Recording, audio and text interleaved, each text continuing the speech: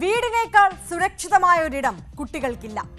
അച്ഛനമ്മമാരുടെയും അമ്മൂമ്മയുടെയും അപ്പൂപ്പന്റെയും ഒക്കെ ശ്രദ്ധയും വാത്സല്യവും കുട്ടികൾക്ക് ലഭിക്കുന്നത് വീടുകളിലാണ്. എന്നാൽ വീട്ടിൽ പോലും സുരക്ഷയില്ലെങ്കിലോ? 3ാം ക്ലാസ് വിദ്യാർത്ഥിയെ രണ്ടാനച്ഛൻ വീട്ടിൽ വെച്ച് പൊള്ളലേൽപ്പിച്ചത് കഴിഞ്ഞ ദിവസമാണ്. ഗുരുതരമായി പൊള്ളലേറ്റ കുട്ടിയെ വിദ്യാഭ്യാസ മന്ത്രി സന്ദർശിച്ചു. കുട്ടികളെ ഉപദ്രവിക്കുന്നത് ആരായാലും അവർക്കെതിരെ ശക്തമായ നടപടി സ്വീകരിക്കുമെന്ന് മന്ത്രി ഉറപ്പും നൽകി. അതേസമയത്താണ് എറണാകുളത്ത് അമ്മൂമ്മയുടെ ആൺ സുഹൃത്ത് 14-കാരന് നിർബന്ധിച്ച് ലഹരി നൽകിയത്. ആത്മഹത്യ ചെയ്യാൻ കിണറ്റിൽ ചാടിയ കണ്ണൂർ പരിയാരം സ്വദേശിയായ അമ്മ കുട്ടികളെയും കൂടെ കൂട്ടി. 6 വയസ്സുള്ള മകൻ മരിച്ചു. മകൾ ചികിത്സയിലാണ്. അമ്മയ്ക്കെതിരെ പോലീസ് കൊലക്കുറ്റത്തിന് കേസെടുത്തിരിക്കുകയാണ്. രണ്ടാനമ്മയും രണ്ടാനച്ഛനും അമ്മയുടെ ആൺ സുഹൃത്തും മാത്രമല്ല, അമ്മൂമ്മയുടെ ആൺ സുഹൃത്തുക്കൾ വരെ കുഞ്ഞുങ്ങളെ ഉപദ്രവിക്കുന്ന കാലമാണ്. വീട്ടിനകത്തെ ക്രൂരതകളടക്കം കുറ്റകൃത്യങ്ങൾ വിശദമായി പരിശോധിക്കുകയാണ് പോലീസ് പെട്രോൾ. സ്വാഗതം.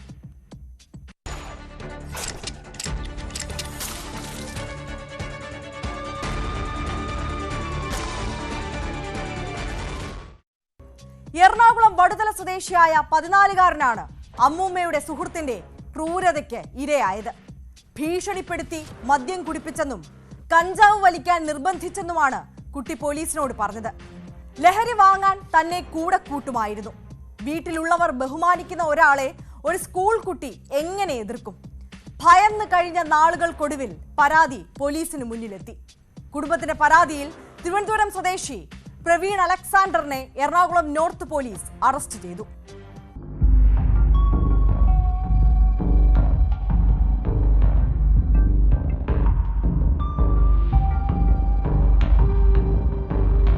ഇക്കഴിഞ്ഞ ഡിസംബർ 24-ന് വീട്ടിൽ ആരുമില്ലാത്ത സമയത്താണ് അമ്മൂമ്മയുടെ ആൺസുഹൃത്തായ പ്രവീൺ 14-കാരന് നിർബന്ധിച്ചു മദ്യം നൽകിയത്. വേണ്ടെന്ന് പറഞ്ഞപ്പോൾ ഭീഷണിപ്പെടുത്തി മദ്യം കുടിപ്പിക്കുകയും ചെയ്തു. പിന്നീട് പലതവണ നിർബന്ധിച്ച് കഞ്ചാവ് വലിപ്പിച്ചെന്നും ലഹരി വാങ്ങാൻ തന്നെ കൊണ്ടുപോയെന്നും വിദ്യാർത്ഥി പറഞ്ഞു. ഒരു ദിവസം വരാപ്പുഴയെ കൊണ്ടുപോയി. അത് എന്നിട്ട് എന്നെ ഒരു സ്ഥലത്ത് കൊണ്ട് നിർത്തിയിട്ട് ഒരു പൊതി മേടിച്ചെന്നും വന്ന് എൻ്റെ കൈ തന്നിട്ട് എന്നോട് ഇത് പിടിക്കാൻ പറഞ്ഞു. അപ്പം ഞാൻ പിടിച്ച് അത് കഴിഞ്ഞ് വീട്ടിൽ വന്ന് നോക്കി. വീട്ടിൽ വന്ന് പുള്ളിക്കാരൻ റൂമിലോട്ട് കയറി. പുള്ളിക്കാരൻ ഡോറ് ചാരിയിട്ടേക്കാണ്. അപ്പം ഞാൻ ഇങ്ങനെ നോക്കിയപ്പോൾ അതിൽ കണ്ടത് അത് കണ്ട് കഞ്ചാവാണെന്ന് അപ്പോഴാണ് മനസ്സിലായത്. പിന്നെ ഇതേമാതിരി ബർത്ത്ഡേ സമയത്ത് ഇതേമാതിരി കുടിപ്പിച്ചെന്നെ കൊണ്ട് അതേമാതിരി തന്നെ കഞ്ചാവ് വലിപ്പിക്കുകയും ചെയ്യിപ്പിച്ചു. കുട്ടിയുടെ മാതാപിതാക്കൾ എറണാകുളം നോർത്ത് പോലീസിന് പരാതി നൽകി. പോലീസ് കേസെടുത്തതിന് പിന്നാലെ പ്രവീൺ വധിക്കുമെന്ന് ഭീഷണിപ്പെടുത്തിയതായി കുട്ടിയുടെ അമ്മ പറഞ്ഞു. ജയിലിൽ കുറച്ച് നാളല്ലേ കിടക്കത്തുള്ളൂ. ആ കിടന്നു കഴിഞ്ഞാൽ പുറത്തിറങ്ങി കഴിഞ്ഞാൽ എന്നെയും അമ്മേനെയും മോനെയും കൊല്ലുമെന്നാണ് അവർ പറഞ്ഞുകൊണ്ടുപോയത്. ജുവനൈൽ ജസ്റ്റിസ് ആക്ട് പ്രകാരവും ഭീഷണിപ്പെടുത്തിയെന്ന വകുപ്പ് പ്രകാരവുമാണ് പ്രവീണിനെതിരെ കേസെടുത്തിരിക്കുന്നത്.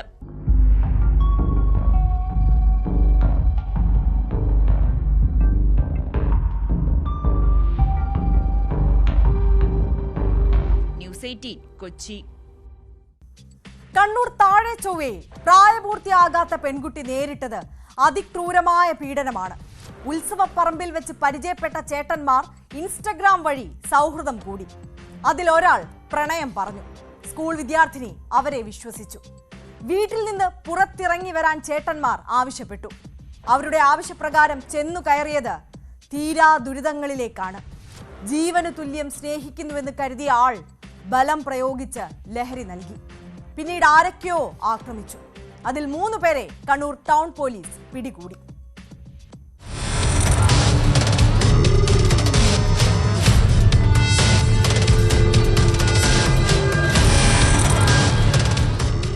ചൊവ്വ സ്വദേശി വി സംഗീത്, എടച്ചോവയിലെ കെ അഭിഷേക്, വൈദ്യർപീടിക സ്വദേശി പി ആകാശ് എന്നിവരെയാണ് Kannur town police inspector Sreejith കൊടേരിയുടെ നേതൃത്വത്തിലുള്ള സംഘം അറസ്റ്റ് ചെയ്തത്.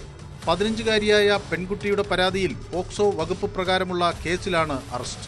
6 മാസം മുമ്പാണ് കേസിനാസ്പദമായ സംഭവം. ഉത്സവപ്പറമ്പിൽ നിന്ന് പരിചയപ്പെട്ട പെൺകുട്ടിയുമായി സമൂഹ മാധ്യമങ്ങളിലൂടെ അടുപ്പം സ്ഥാപിച്ച പ്രതികളിൽ ഒരാൾ പ്രണയം നടിച്ച് ലോഡ്ജിലെത്തിക്കുകയായിരുന്നു. പ്രതികൾ ബലം പ്രയോഗിച്ച് മയക്കുമരുന്ന് നൽകി പീഡിപ്പിച്ചുവെന്നാണ് പരാതി.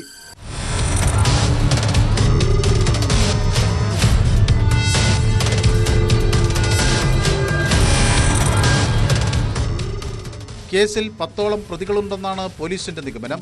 താൻ പീഡിപ്പിക്കപ്പെട്ട വിവരം പെൺകുട്ടി സമൂഹമാധ്യമങ്ങളിൽ പങ്കുവച്ചിരുന്നു. ഇതേ തുടർന്ന് എടക്കാട് പോലീസ് അന്വേഷണം ആരംഭിച്ചു. എന്നാൽ കേസിനാസ്പദമായ സംഭവം നടന്നത് കണ്ണൂർ ടൗൺ പോലീസിന്റെ പരിധിയിലായതിനാൽ കേസ് കൈമാറുകയായിരുന്നു. ഇരയായ പെൺകുട്ടിയുടെ മൊഴിയെടുത്ത ശേഷമാണ് പോലീസ് അന്വേഷണം ആരംഭിച്ചത്. മറ്റു പ്രതികൾ സംഭവത്തിനു ശേഷം ഒളിവിലാണ്. ഇവർക്കായി അന്വേഷണം ഊർജിതമാക്കിയതായി കണ്ണൂർ ടൗൺ പോലീസ് അറിയിച്ചു.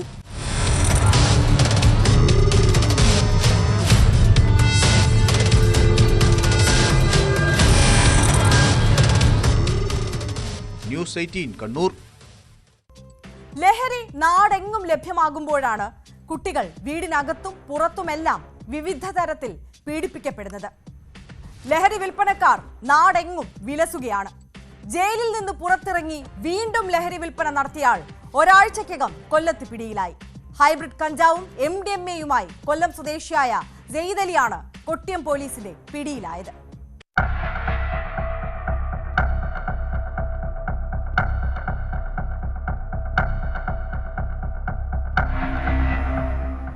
കൊല്ലം ഉമയനെല്ലൂർ സ്വദേശി സെയ്ദ് അലിയാണ് പിടിയിലായത്.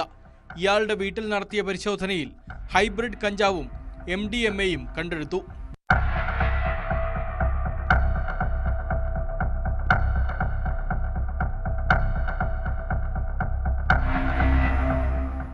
സമാന കേസിൽ പിടിയിലായി ജയിലിൽ കഴിഞ്ഞിരുന്ന ഇയാൾ ഒരാഴ്ച മുമ്പ് മാത്രമാണ് മോചിതനായത്. എന്നാൽ വീണ്ടും ലഹരി വസ്തുക്കളുടെ വിൽപ്പന നടത്തുന്നതായി വിവരം ലഭിച്ചതിനെ തുടർന്ന് ഇയാൾ പോലീസ് നിരീക്ഷണത്തിലായിരുന്നു.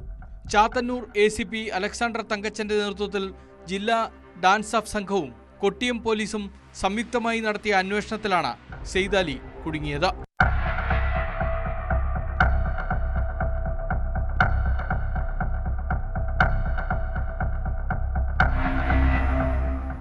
ഇയാളുടെ വീട്ടിൽ നടത്തിയ പരിശോധനയിൽ 9 ഗ്രാം ഹൈബ്രിഡ് കഞ്ചാവും 1 ഗ്രാം MDMAയും പിടികൂടി.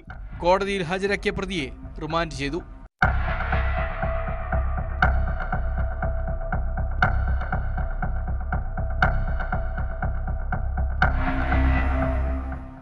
ന്യൂസ് 18 കൊട്ടാരക്കര. വീട്ടിൽ കുട്ടികളെ പോലെ സ്ത്രീകളും ക്രൂരതകൾക്ക് ഇരയാകുന്ന സംഭവങ്ങൾ പോലീസ് പെട്രോൾ വിശദമായി പരിശോധിച്ചതാണ്. ഗാർഹിക പീഡനത്തെ തുടർന്ന് കുട്ടികളുമായി കിണറ്റിൽ ചാടി ആത്മഹത്യയ്ക്ക് ശ്രമിച്ച കണ്ണൂർ പരിയാരം പഴയങ്ങാടി സ്വദേശിയായ യുവതി രക്ഷപ്പെട്ടു. എന്നാൽ ചികിത്സയിലായിരുന്ന 6 വയസ്സുള്ള മകൻ മരണത്തിന് കീഴടങ്ങി. മകൾ ഇപ്പോഴും ചികിത്സയിലാണ്. മകന്റെ മരണത്തെ തുടർന്ന് പോലീസ് അമ്മയ്ക്കെതിരെ കൊലക്കുറ്റത്തിന് കേസെടുത്തിരിക്കുകയാണ്.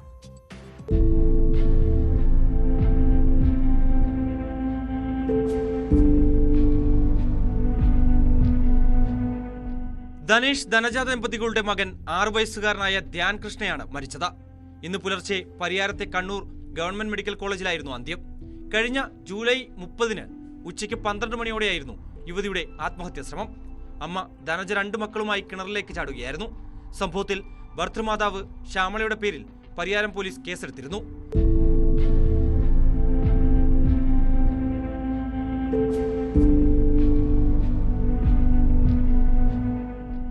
മകന്റെ ഭാര്യ എന്ന പരിഗണന കൊടുക്കാതെ ഭർത്താവിനോടൊത്ത് സുഖിച്ചു ജീവിക്കാൻ വിടില്ലെന്ന് ഭീഷണിപ്പെടുത്തി മാനസിക ശാരീരിക പീഡനങ്ങൾ നടത്തിയതിനാണ് ഭർത്തൃമാതാവിനെതിരെ കേസെടുത്തത്. അതേസമയം ധനജയുടെ മകൾ മെഡിക്കൽ കോളേജിൽ ചികിത്സയിലാണ്.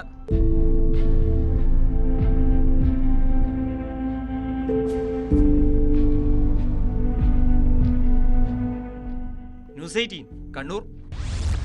കൊടിയ പീഡനങ്ങൾക്കൊടുവിൽ ഗൾഫിൽ ജീവനൊടുക്കിയ അതുല്യയുടെ ദുരിതം നമ്മൾ കണ്ടതാണ്. അതുല്യയെ പീഡിപ്പിച്ച സൈക്കോ ഭർത്താവ് സതീഷ് ഇന്ന് നാട്ടിലെത്തി.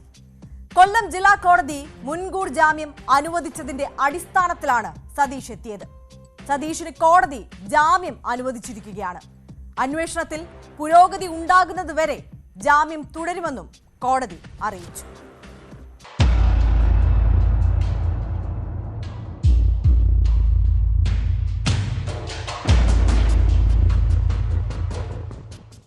മുൻകൂർ ജാമ്യം ലഭിച്ചതിന്റെ അടിസ്ഥാനത്തിലാണ് ഇന്ന് പുലർച്ചെ സതീഷ് നാട്ടിലെത്തിയത്. വെള്ളിയാഴ്ചയാണ് ഇയാൾക്ക് കൊല്ലം ജില്ലാ കോടതി ജാമ്യം അനുവദിച്ചത്. 2 ലക്ഷം രൂപയുടെ 2 ആൾജാമ്യമാണ് ഉപാധി.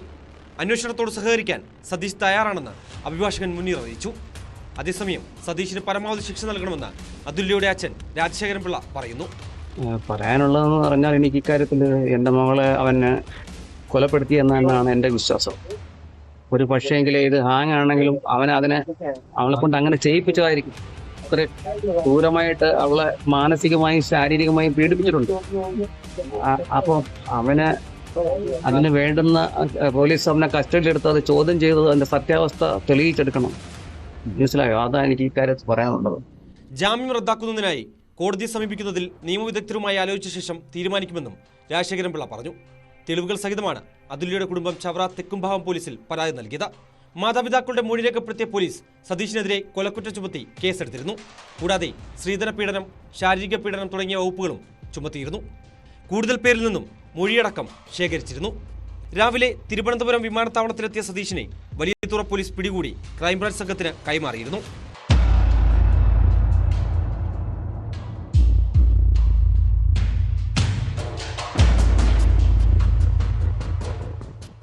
ന്യൂസ് 18 കൊട്ടാരക്കര. കോഴിക്കോട് തടമ്പാട്ട് താഴത്ത് വയോധികരായ സഹോദരിമാർ കൊല്ലപ്പെട്ട സംഭവത്തിൽ പ്രതിയെന്ന് സംശയിക്കുന്ന സഹോദരൻ പ്രമോദിനായി ലുക്കൌട്ട് നോട്ടീസ് പുറത്തിറക്കിയിരിക്കുകയാണ് ചേവായൂർ പോലീസ്. ഇന്നലെയാണ് ഇവരെ വെള്ള പുതപ്പിച്ച് കിടത്തിയ നിലയിൽ വീട്ടിൽ കണ്ടെത്തിയത്. കഴുത്ത് ഞെരിച്ച് ശ്വാസം മുട്ടിയാണ് മരണമെന്ന് പോസ്റ്റ്മോർട്ടത്തിൽ കണ്ടെത്തിയിരുന്നു. ഇതേ തുടർന്നാണ് ഇവർക്കൊപ്പം താമസിച്ചിരുന്ന സഹോദരനായി പോലീസ് തെരച്ചിൽ ആരംഭിച്ചത്.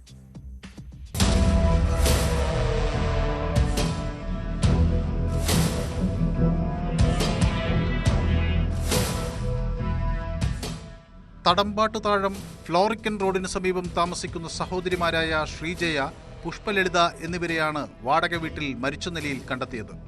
ഇരുവരെയും ശ്വാസം മുട്ടിച്ച് കൊലപ്പെടുത്തിയതാണെന്നാണ് പോസ്റ്റ്മോർട്ടത്തിൽ വ്യക്തമായത്. ശനിയാഴ്ച പുലർച്ചെ 5:30 പ്രമോദ് തന്റെ സുഹൃത്തിനെയും ബന്ധുവിനെയും വിളിച്ച് ശ്രീജയ മരിച്ചുവെന്ന് അറിയിച്ചിരുന്നു. പ്രായമായതിനാൽ സ്വാഭാവിക മരണമാണെന്നാണ് ഇരുവരും കരുതിയത്. സുഹൃത്ത് എത്തിയപ്പോൾ വീട്ടിൽ ആരെയും കാണാതെ വന്നതിനെ തുടർന്ന് അയൽവാസികളോട് അന്വേഷിച്ചെങ്കിലും വിവരം ലഭിച്ചില്ല. പിന്നീട് ബന്ധു എത്തിയപ്പോഴാണ് വീട് തുറന്നു കിടക്കുന്നത് ശ്രദ്ധയിൽപ്പെട്ടത്. വീടിനുള്ളിൽ 2 മുറികളിലായി ശ്രീജയെയും പുഷ്പലളിതയെയും വെള്ളത്തുണിയിൽ പുതപ്പിച്ച് കിടത്തിയതായി കണ്ടു.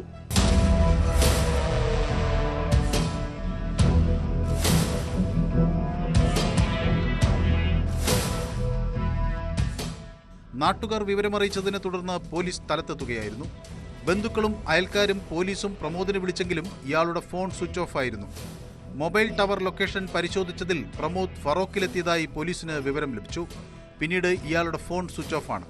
കോഴിക്കോട്, മലപ്പുറം ജില്ലകളുടെ വിവിധ ഭാഗങ്ങളിലായി ഇയാൾക്കായി പോലീസ് തിരച്ചിൽ ഊർജിതമാക്കിയിട്ടുണ്ട്. ലുക്കൌട്ട് നോട്ടീസും പുറത്തിറക്കി. അവിവാഹിതരായിരുന്നു 3 പേരും. ശ്രീജയ ബീച്ച് ആശുപത്രിയിൽ നിന്ന് ലാസ്റ്റ് ഗ്രേഡ് തസ്തികയിൽ ജോലി ചെയ്ത് വിരമിച്ചയാളായിരുന്നു. കൊല്ലപ്പെട്ട സഹോദരിമാർക്ക് ആരോഗ്യ പ്രശ്നങ്ങളുണ്ടായിരുന്നു. കടുത്ത സാമ്പത്തിക ഞെരുക്കത്തിലായിരുന്നു പ്രമോദെന്ന് അയൽക്കാർ പോലീസിന് മൊഴി നൽകി.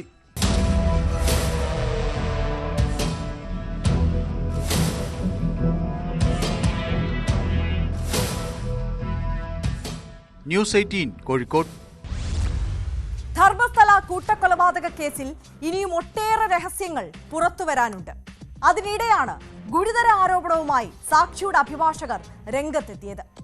SIT അന്വേഷണത്തെ തടസ്സപ്പെടുത്താൻ നീക്കം നടത്തുന്നതായാണ് ആരോപണം. മൃതദേഹം കുഴിച്ചിട്ടെന്ന് സാക്ഷി വെളിപ്പെടുത്തിയ ക്ഷേത്രഭൂമിയായ ബാഹുബലിക്കുന്നിൽ 10 അടിയോളം മണ്ണും മറ്റു വസ്തുക്കളും നിക്ഷേപിച്ചു. തെളിവ് നശിപ്പിക്കുന്നതിന്റെ ഭാഗമായാണ് നടപടിയെന്ന് അഭിഭാഷകർ കുറ്റപ്പെടുത്തി. വൈകാരിക തലത്തിൽ പ്രതികരണം ഉണ്ടായേക്കാവുന്ന സ്ഥലത്ത് SIT തിടുക്കത്തിൽ എന്തിന് പരിശോധന നടത്തിയെന്ന ചോദ്യവും ഉയരുന്നുണ്ട്. ഇതിനിടെ മാധ്യമപ്രവർത്തകരെ മർദ്ദിച്ച കേസിൽ 6 പേർ കൂടി അറസ്റ്റിലായി.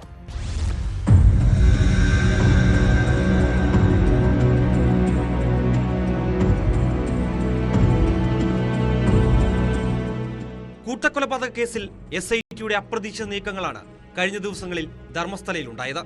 അന്വേഷണം ക്ഷേത്രഭൂമിയിലേക്കും വ്യാപിച്ചിരുന്നു. ബാഹുബലിക്കുന്നിന് സമീപമുള്ള റോഡിനോട് ചേർന്നുള്ള സ്ഥലത്തായിരുന്നു പരിശോധന. സാക്ഷിയെയും എത്തിച്ചുകൊണ്ടുള്ള പരിശോധനയിൽ കാര്യമായ തെളിവുകൾ ലഭിച്ചിട്ടില്ലെന്നാണ് വിവരം. ഈ സംഭവത്തിലാണ് ഗുരുതര ആരോപണവുമായി സാക്ഷിയുടെ അഭിഭാഷകർ രംഗത്തെത്തിയത്. SIT അന്വേഷണത്തെ തടസ്സപ്പെടുത്താൻ നീക്കം നടത്തുന്നതായി അഭിഭാഷകർ ആരോപിക്കുന്നു.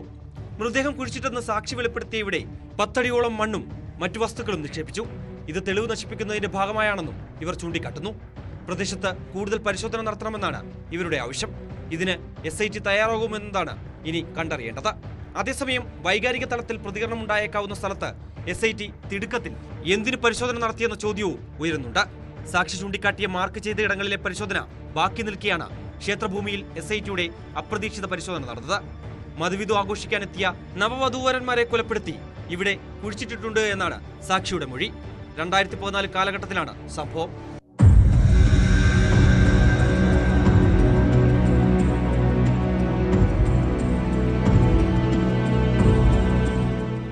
ബോളിയാർ വനമേഖലയോട് ചേർന്ന് ശുചീകരണ തൊഴിലാളി മൃതദേഹം സംസ്കരിക്കുന്നത് കണ്ടെന്ന വെളിപ്പെടുത്തലുമായി പ്രദേശവാസിയായ സ്ത്രീ രംഗത്ത് വന്നതോടെ ഇവിടെയും പരിശോധന നടത്താൻ SIT തീരുമാനിച്ചിട്ടുണ്ട്. മൃതദേഹം സംസ്കരിച്ചതിനു ശേഷം ഇവരുടെ വീട്ടിലെത്തിയ ഇയാൾ കുടിക്കാനും തൂമ്പ കഴുകാനും വെള്ളം ആവശ്യപ്പെട്ടതായും മൊഴിയിലുണ്ട്. കൂടാതെ 13-ാം പോയിന്റിൽ ഇയാൾ മൃതദേഹങ്ങൾ കുഴിച്ചിടുന്നത് കണ്ടെന്ന് 6ഓളം പ്രദേശവാസികളും SITക്ക് മുമ്പാകെ എത്തി വെളിപ്പെടുത്തൽ നടത്തി.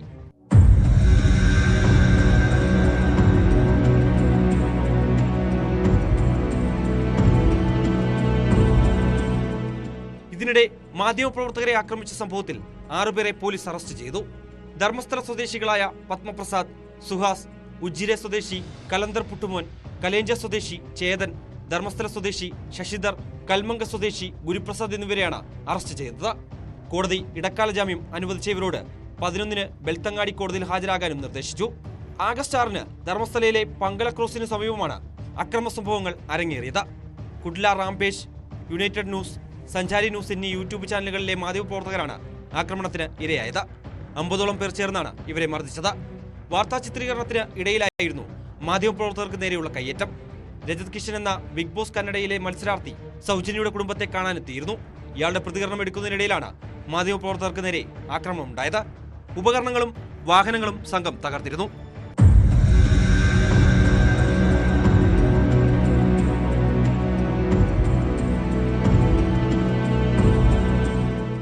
അടയാളപ്പെടുത്തിയ പോയിന്റ് 13-ൽ പരിശോധന ഇനിയും ആരംഭിച്ചിട്ടില്ല.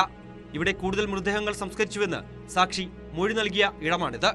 ഗ്രൗണ്ട് പെനട്രേറ്റിംഗ് റഡാർ സംവിധാനം ഉപയോഗിച്ച് പ്രദേശത്ത് പരിശോധന നടത്താനാണ് തീരുമാനം. ഇതുവരെയുള്ള SIT അന്വേഷണത്തിൽ നിർണായക തെളിവുകൾ ലഭിച്ചതായാണ് വിവരം. 11A എന്നടയാളപ്പെടുത്തിയ വനമേഖലയിൽ നടത്തിയ തെരച്ചിലിൽ ഒരു പൂർണ്ണ മനുഷ്യന്റെ അസ്ഥികൂടവും ഒരു തലയോട്ടിയും 60ഓളം അസ്ഥികളും കണ്ടെത്തിയിട്ടുണ്ട്. പോയിന്റ് 6-ൽ നിന്ന് ഒരു പൂർണ്ണ മനുഷ്യന്റെ അസ്ഥികൂടവും ലഭിച്ചിരുന്നു. എന്നാൽ ഇത് സംബന്ധിച്ച് SITയുടെ ഭാഗത്തുനിന്ന് ഔദ്യോഗികമായ സ്ഥിരീകരണം ഇതുവരെയും ഉണ്ടായിട്ടില്ല. പരിശോധനയിൽ കണ്ടെത്തിയ മൃതദേഹാവശിഷ്ടങ്ങളുടെ ഫോറൻസിക് പരിശോധനാ ഫലം പുറത്തുവരുന്നതോടെ മാത്രമേ കൂടുതൽ പ്രതികരണങ്ങൾ ഉണ്ടാകൂ എന്നാണ് ലഭിക്കുന്ന വിവരം.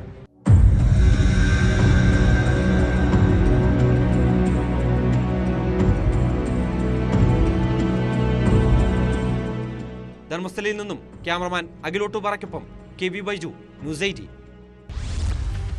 തട്ടിപ്പുകൾ പല തരത്തിലാണ്.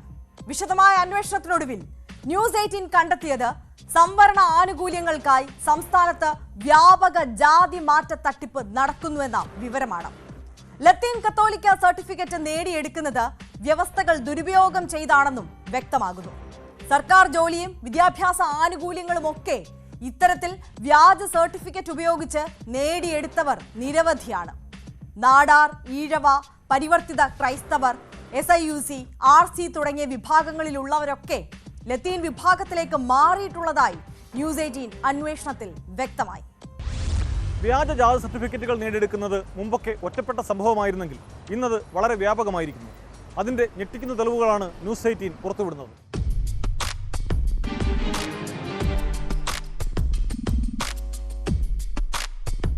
ഹിന്ദു ക്രിസ്ത്യൻ വിശ്വാസികളായ നാടാർ ജാതിക്കാരാണ് ലത്തീൻ കത്തോലിക്ക സർട്ടിഫിക്കറ്റ് വാങ്ങുന്നവരിലേറെയും. SIUC, RC, ഈഴവ വിഭാഗത്തിലുള്ളവരും സർട്ടിഫിക്കറ്റുകൾ നേടിയെടുക്കുന്നു.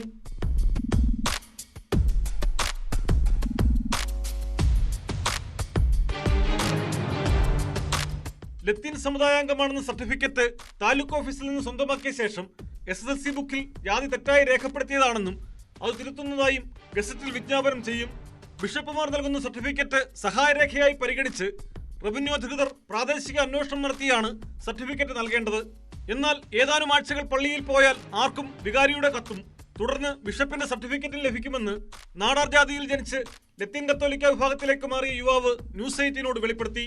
അതായത് അതിൽ ഉണ്ടായിരുന്നവർക്ക് പ്രത്യേകിച്ച് പൈസ കൊടുക്കേണ്ടിയില്ലായിരുന്നു. അല്ലാതെ പുറത്തുനിന്ന് വരുന്ന ആൾക്കാർ ഇത് അവരുടെ കുടുംബരേഖ അവർ ചേർക്കുകയും ആ കുടുംബരേഖയ്ക്ക് അവർക്ക് പ്രത്യേകിച്ച് പൈസ കൊടുത്തവർ ആ ഒരു രേഖയിലോട്ട് കയറ്റണമല്ലോ, അങ്ങനെ അവർ ചെയ്യുന്നുണ്ടായിരുന്നു. പിന്നെ ഇത് ബിഷപ്പ് ഹൗസിൽ നമ്മൾ കൊണ്ട് കത്ത് കൊടുക്കുകയും അവിടെ ജസ്റ്റ് ഒരു ഫീസായിട്ട് ജസ്റ്റ് വാങ്ങിക്കുകയും ചെയ്യും. അത് ഒരു 150-200 രൂപ റേഞ്ചിലായിരിക്കും ഞാൻ കൊടുത്ത് വാങ്ങിച്ചത്. ഇപ്പം നിങ്ങൾ ക്രിസ്ത്യൻ വിശ്വാസി ആയതുകൊണ്ട് പ്രശ്നം ഉണ്ടായില്ല, പക്ഷേ അങ്ങനെ അല്ലാത്തവർക്കാകുമ്പം മറ്റ് പണം കൊടുത്താൽ കിട്ടുമെന്നാണ് പറയുന്നത്. അങ്ങനെയാണ്. അതിൽ കുറച്ച് പേര് അങ്ങനെ ഞങ്ങളുടെ പള്ളിയിൽ തന്നെ 2-3 പേര് ഹിന്ദുക്കളായിരുന്നിട്ട് ലാറ്റിൻ കാത്തലിക്കായിട്ട് മാറി വന്നവരുമുണ്ട്. അത് മറ്റ് സമുദായത്തിൽപ്പെട്ടവർ, നാടാറല്ലാതെ മറ്റ് സമുദായത്തിൽപ്പെട്ട ആൾക്കാരും ഇതുപോലെ ലാറ്റിൻ കാത്തലിക്ക്, അത് ക്രിസ്ത്യൻ വിശ്വാസം വന്ന് ലാറ്റിൻ കാത്തലിക്കായിട്ട് സർട്ടിഫിക്കറ്റ് വരുമ്പോൾ ലാറ്റിൻ കാത്തലിക്ക് എന്നായിട്ടാണ് അടുത്ത് വരുന്നത്. ഇങ്ങനെ പലരും സർക്കാർ ജോലിയൊക്കെ സമ്പാദിച്ചിട്ടുണ്ടോ? ഒത്തിരി പേര് അങ്ങനെ സമ്പാദിച്ചിട്ടുണ്ട്. കാരണം 4% സംവരണമില്ലേ. പല സ്വാധീനങ്ങൾ ഉപയോഗിച്ചും പണം നൽകിയും ഒക്കെ ഇത്തരത്തിൽ സർട്ടിഫിക്കറ്റ് നേടിയെടുക്കുന്നവരുമുണ്ടെന്നാണ് ആരോപണം. നിരവധി ക്രമക്കേടുകളാണ് ഇതിന്റെയൊക്കെ മറവിൽ നടക്കുന്നത്. ഇത് ഐത്തിയൂർ സ്വദേശിനി പ്രീത SIUC വിഭാഗത്തിൽ ഉൾപ്പെട്ടതാണെന്ന് 2002 CSI ബിഷപ്പ് കൊടുത്ത കത്താണ്.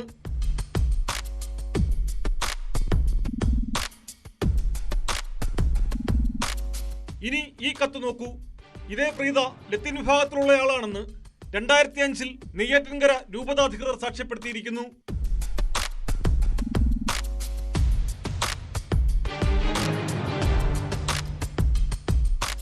SIUCക്ക് 1% തൊഴിൽ സംവരണമെങ്കിൽ ലത്തീൻ കത്തോലിക്കയ്ക്ക് അത് 4%. അതാണ് ഈ മാറ്റത്തിന് കാരണം. 2 സർട്ടിഫിക്കറ്റുകളും സ്വന്തമാക്കി PSC നടത്തുന്ന ജില്ലാതല നിയമനങ്ങൾക്ക് തരം പോലെ ഉപയോഗിക്കുന്നവരുമുണ്ടെന്നാണ് വിവരം. ലത്തീൻ കത്തോലിക്കരിൽ മുക്കുവ, നാടാർ, ഈഴവ, പരവ തുടങ്ങിയ വിഭാഗങ്ങളും ഉൾപ്പെട്ടിട്ടുണ്ട്. അതിന്റെ മറപിടിച്ചാണ് ഇപ്പോഴും സമുദായ സർട്ടിഫിക്കറ്റുകൾ യഥേഷ്ടം നൽകുന്നത്. മുമ്പ് സ്കൂൾ സർട്ടിഫിക്കറ്റുകളിൽ ഉപജാതിയും രേഖപ്പെടുത്തിയിരുന്നെങ്കിൽ പിന്നീട് അത് ഒഴിവാക്കിയത് ഫലത്തിൽ തട്ടിപ്പിനാണ് വഴിയൊരുക്കുന്നത്. മതത്തിന്റെ കോളത്തിൽ ലാറ്റിൻ കാത്തലിക് എന്നും ജാതി നാടാറെന്നും SLC ബുക്കിൽ രേഖപ്പെടുത്തിയിരുന്ന സ്ത്രീയുടെ മകളുടെ സർട്ടിഫിക്കറ്റ് ആയപ്പോൾ അത് യഥാക്രമം ക്രിസ്ത്യൻ ലാറ്റിൻ കാത്തലിക് എന്നായി. 1947 മുമ്പ് ലത്തീൻ കത്തോലിക്ക വിശ്വാസം പിന്തുടർന്നു വന്നവരുടെ പിൻതലമുറക്കാർക്ക് മാത്രമേ സർട്ടിഫിക്കറ്റ് നൽകാവൂ എന്നാണ് വ്യവസ്ഥ. എന്നാൽ 2012 സർക്കാർ ഇറക്കിയ നിർദ്ദേശത്തിലെ അവ്യക്തത മറയാക്കിയാണ് ജാതിമാറ്റ തട്ടിപ്പ് നടക്കുന്നത്. പരമ്പരാഗത മത്സ്യത്തൊഴിലാളി കുടുംബങ്ങളിൽ നിന്നുള്ളവർക്ക് ആനുകൂല്യങ്ങൾ നഷ്ടമാകാനും ഇത് കാരണമാകുന്നു. സംവരണാർഹതയുള്ള മറ്റു ചില സമുദായങ്ങളിലുള്ളവർ നോൺ ക്രീമി ലെയർ സർട്ടിഫിക്കറ്റിനായും ജാതി മാറുന്നുണ്ട്. കേന്ദ്ര സർക്കാർ നടത്താനിരിക്കുന്ന ജാതി സെൻസസിനെ പോലും ബാധിക്കുന്നതാണ് സംസ്ഥാനത്ത് ചില മേഖലകളിൽ വ്യാപകമായി നടക്കുന്ന ജാതിമാറ്റം.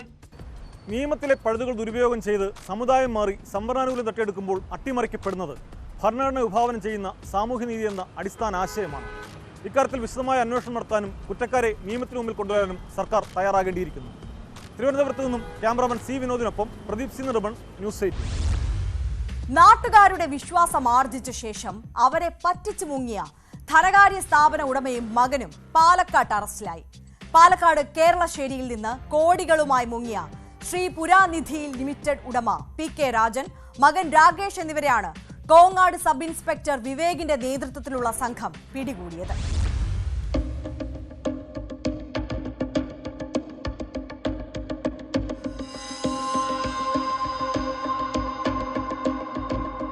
കേരളശ്ശേരി ജംഗ്ഷനിൽ പ്രവർത്തിച്ചിരുന്ന ശ്രീപുരാനിധി ലിമിറ്റഡ് ഉടമ PK രാജൻ, മകൻ രാകേഷ് എന്നിവരാണ് പാലക്കാട് ഭാഗത്തു നിന്ന് പിടിയിലായത്. കോങ്ങാട് സബ് ഇൻസ്പെക്ടർ വിവേകിന്റെ നേതൃത്വത്തിലുള്ള സംഘമാണ് ഇവരെ പിടികൂടിയത്. PK രാജന്റെ ഉടമസ്ഥതയിലുള്ള സ്ഥാപനത്തിൽ പണം നിക്ഷേപിച്ച 100ഓളം പേരുടെ പരാതിയിലാണ് പോലീസ് കേസെടുത്തത്. Gold loan, RD, fixed deposit തുടങ്ങിയ മേഖലകളിൽ ബിസിനസ് നടത്തി ഇവർ വിശ്വാസം ആർജിച്ചിരുന്നു. ജീവകാരുണ്യ പ്രവർത്തനത്തിലും ഇവർ സജീവമായിരുന്നു. സ്വർണം പണയം വെച്ചവർ പണം തിരിച്ചടച്ചപ്പോൾ സ്വർണം പിന്നീട് നൽകാമെന്ന് പറഞ്ഞ് തിരിച്ചയക്കുകയായിരുന്നു. ഈ മേഖലയിൽ വിശ്വാസം ആർജിച്ചിരുന്നതിനാൽ ഇവർ തട്ടിപ്പ് നടത്തുമെന്ന് ആരും കരുതിയിരുന്നില്ല. തുടർന്ന് ഇവരുടെ ഫിനാൻസ് സ്ഥാപനം പ്രവർത്തിക്കാതായതോടെയാണ് നാട്ടുകാർ പരാതിയുമായി സ്റ്റേഷനിൽ എത്തിയത്.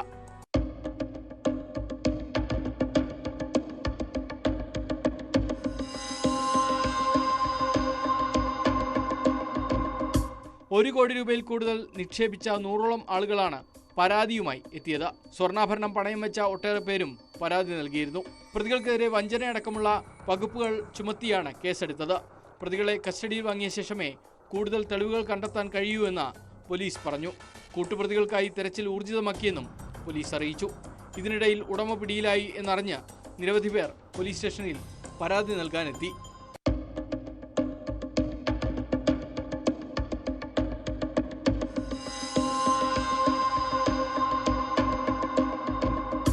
ന്യൂസ് 18 പാലക്കാട്. സാധാരണക്കാരെ പറ്റിക്കുന്ന സാമ്പത്തിക കുറ്റവാളികളുടെ എണ്ണം കൂടി വരികയാണിപ്പോൾ. പാവപ്പെട്ട ലോട്ടറി ടിക്കറ്റ് വിൽപ്പനക്കാരെ പോലും പറ്റിക്കുന്നവരുണ്ട്. സമ്മാനാർഹമായ ടിക്കറ്റ് ലഭിച്ചു എന്ന് തെറ്റിദ്ധരിപ്പിച്ചാണ് ലോട്ടറി വിൽപ്പനക്കാരിൽ നിന്നും 5000 രൂപ തട്ടിയെടുത്തത്. പത്തനംതിട്ട അഴൂരിൽ ശാരീരിക അവശതകളുള്ള രാധാകൃഷ്ണനെയാണ് കബളിപ്പിച്ചത്. തട്ടിപ്പാണെന്ന് മനസ്സിലായതിന് പിന്നാലെ പത്തനംതിട്ട പോലീസിൽ പരാതി നൽകിയെങ്കിലും പ്രതിയെ പിടികൂടാനായില്ല.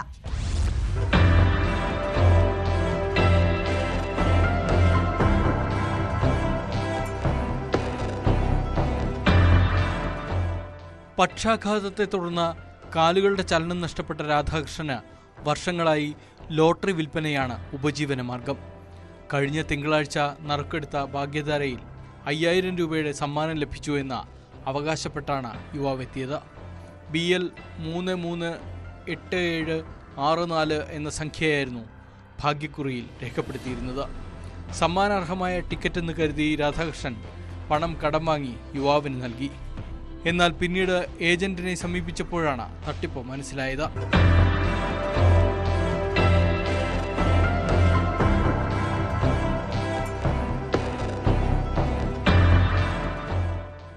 ഭാഗ്യക്കുറിയിൽ രേഖപ്പെടുത്തിയിരുന്ന 5 എന്ന അക്കം പെൻസിൽ കൊണ്ട് 8 എന്ന് മാറ്റി എഴുതിയായിരുന്നു തട്ടിപ്പ്.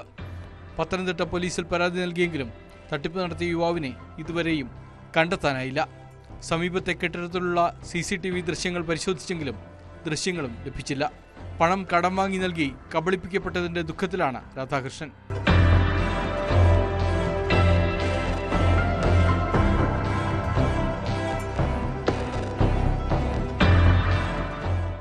ന്യൂസ് 18 പത്തനംതിട്ട.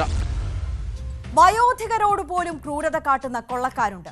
തിരുവനന്തപുരം മംഗലപുരത്ത് വയോധികയുടെ കഴുത്തിലെ മാല പൊട്ടിച്ച 2 അംഗ സംഘത്തിലെ ഒരാൾ പിടിയിലായി.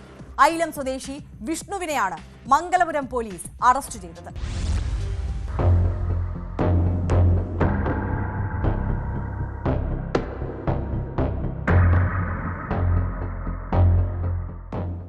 തിരുവനന്തപുരം മംഗലപുരം ചെമ്പകമംഗലത്ത് വ്യാഴാഴ്ച വൈകുന്നേരം 5 മണിയോടുകൂടിയായിരുന്നു കവർച്ച. ചെമ്പകമംഗലം അസംബ്ലി ബുക്കിന് സമീപം വയോധികയായ അംബികയുടെ 2 പവൻ വരുന്ന സ്വർണ്ണമാലയാണ് കവർന്നത്. വീട്ടിലേക്ക് നടന്നു പോവുകയായിരുന്ന അംബികയുടെ പിന്നിലെത്തിയാണ് മാല പിടിച്ചു പറിച്ചത്.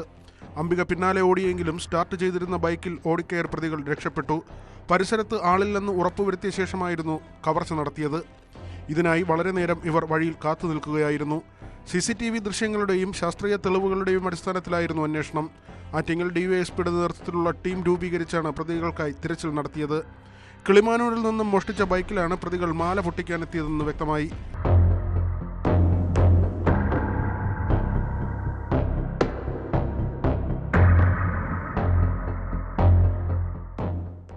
കടക്കാവൂരിൽ വെച്ചാണ് പ്രതി ഐലം സ്വദേശി വിഷ്ണുവിനെ പോലീസ് അറസ്റ്റ് ചെയ്തത്. മോഷ്ടിച്ച ബൈക്കും പോലീസ് കണ്ടെടുത്തു. ബൈക്ക് മോഷണത്തിന് കിളിമാനൂർ പോലീസ് കേസ് രജിസ്റ്റർ ചെയ്തു. പ്രതിയെ സംഭവസ്ഥലത്തെത്തിച്ച് തെളിവെടുപ്പ് നടത്തി. കൂട്ടുപ്രതിയെ ഉടൻ പിടികൂടുമെന്ന് ആറ്റിങ്ങൽ DYSP മഞ്ജുലാൽ പറഞ്ഞു. പിടിച്ചുപറി, മോഷണം, മയക്കുമരുന്ന് തുടങ്ങി നിരവധി കേസുകളിൽ പ്രതിയാണ് പിടിയിലായ വിഷ്ണുവെന്ന് പോലീസ് വ്യക്തമാക്കി.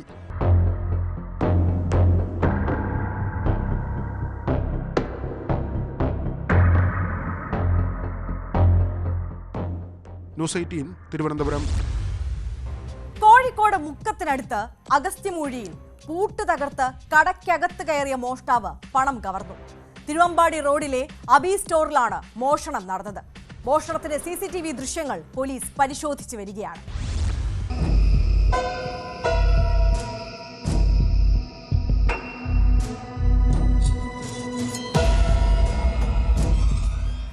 മുക്കം അഗസ്ത്യമൂഴി അങ്ങാടിയിലെ തിരുവമ്പാടി റോഡിലുള്ള അബി സ്റ്റോറിൽ പുലർച്ചെ 3:45 മോഷ്ടാവെത്തിയത്.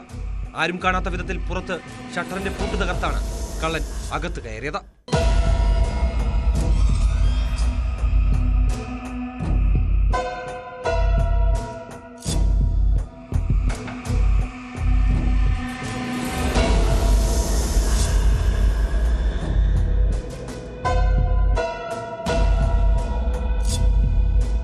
അകത്ത് കയറിയ ശേഷം ഷട്ടർ താഴ്ത്തിയായിരുന്നു കവർച്ച.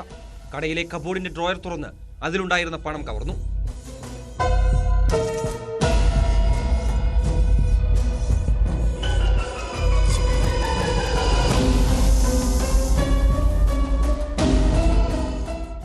മുക്കം കാഞ്ഞറമൊഴി പാറശ്ശേരിപ്പറമ്പിൽ മുഹമ്മദ് അലിയുടെ കടയിലാണ് മോഷണം നടന്നത്. 6000 രൂപയാണ് മോഷണം പോയതെന്ന് കടയുടമയുടെ മകൻ അജാസ് പറഞ്ഞു.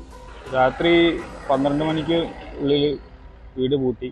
രാവിലെ വന്ന് തുറന്നപ്പോൾ ഷട്ടർ തുറന്നെടുക്കുന്നതാണ് കണ്ടത്. ഉള്ളിൽ കയറി നോക്കിയപ്പോൾ 6000-ഓളം രൂപ മോഷണം പോയി കണ്ട്.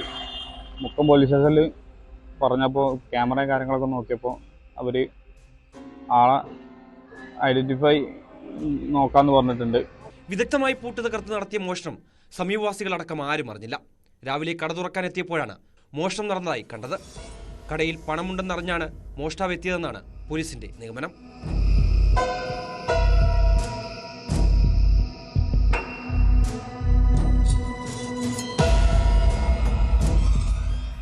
ന്യൂസ് 18 മുക്കം. കുറ്റവാളികളെ നിയമത്തിന് മുന്നിൽ കൊണ്ടുവന്നാൽ മാത്രമേ കുറ്റവാസനകൾ കുറച്ചുകൊണ്ടുവരാൻ കഴിയുകയുള്ളൂ. കുറ്റവാളികൾ മാതൃകാപരമായി ശിക്ഷിക്കപ്പെടുകയും വേണം. അതേസമയം ഏത് തരം ക്രൂരത നേരിട്ടാലും ആത്മഹത്യ ഒരു പരിഹാര മാർഗമായി ആരും കാണരുത്. നിങ്ങളെ ദ്രോഹിക്കുന്നവരെക്കാൾ അത്തരം സന്ദർഭങ്ങളിൽ ഓർക്കേണ്ടത് നിങ്ങളെ സ്നേഹിക്കുന്നവരുടെയും നിങ്ങളുടെ സ്നേഹം ആഗ്രഹിക്കുന്നവരുടെയും മുഖമാണ്. അത് ഓർക്കുന്ന ആർക്കും ജീവനൊടുക്കാമെന്ന് ചിന്തിക്കാനാവില്ല.